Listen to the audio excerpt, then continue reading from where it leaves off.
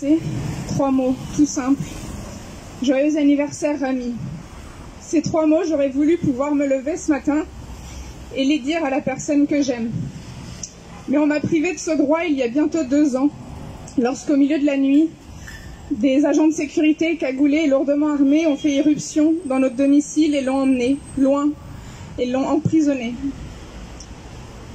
C'est dur de se lever tous les matins sans Rami à mes côtés, mais encore plus un jour comme celui-ci. Je ne devrais pas être là, vous ne devriez pas être là. Je devrais être en train de préparer une fête d'anniversaire surprise avec mes amis, ma famille, et m'assurer que ce jour soit aussi spécial que Rami peut l'être dans nos vies. Qui est Rami?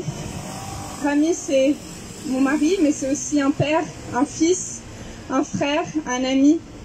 C'est aussi un amoureux passionné de la liberté et de la justice.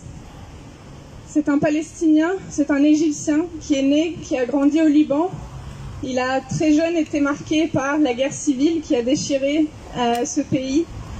Il a vu les souffrances de son peuple, que ce soit par l'occupation ou par l'autoritarisme, et il a décidé de dédier sa vie pour la liberté, la justice, pour faire vivre les droits politiques et les droits humains de ces peuples. En raison de son militantisme, il a été embêté, harcelé pendant des décennies, jusqu'à son arrestation le 5 juillet 2019. Depuis, il y a eu d'autres anniversaires en prison, il y en a eu un autre. Il y a eu 24 renouvellements de détention préventive, sans qu'à aucun moment, aucune preuve ne soit présentée, sans aucune explication, sans aucune inculpation. C'est une injustice. Il est détenu dans des conditions déplorables, 25 mètres carrés, qu'il doit partager avec 10 autres codétenus, car oui, et cela a été dit, Rami n'est pas seul, ils sont des milliers comme lui. 10 autres codétenus avec lesquels il partage une douche avec un trou au milieu qui leur fait office de toilette. Pas d'eau chaude, que de l'eau froide, et 1h30 par jour dehors pour pouvoir marcher et essayer de retrouver un semblant de liberté hors de ces 25 mètres carrés. Loin de sa famille, loin de ses amis, je n'ai été autorisée à parler. Je n'ai été autorisée à parler à Rami en tout et pour tout que 2 fois par téléphone et à lui rendre visite une seule fois en près de 2 ans. Et bien que ma mère nous ait quittés le mois dernier, même le droit le plus fondamental de m'appeler pour me faire ses condoléances lui a été refusé, bien qu'il soit inscrit dans la loi égyptienne. Et je voudrais avoir une pensée pour ma maman, parce que l'année dernière, on était là aussi devant l'ambassade d'Égypte.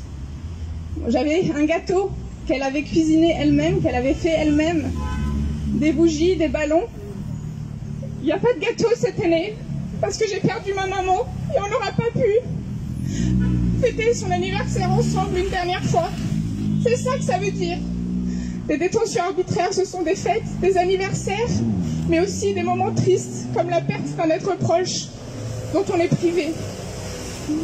Alors du fond du cœur, je vous remercie à toutes et tous d'être là aujourd'hui, pour dire à Rami, pour me dire à moi qu'on n'est pas seuls, et à ces milliers de personnes qui sont en prison, qui ne sont pas seules, qu'on ne les oublie pas.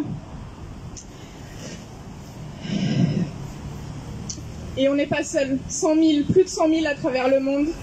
Des rassemblements à travers le monde aujourd'hui, de Madrid à Bruxelles, à Paris, Ramallah, Washington. Voilà, de quoi nous donner de la force et du courage de continuer ce combat, et en espérant de tout cœur que les autorités égyptiennes enfin nous entendent et enfin libèrent Rami.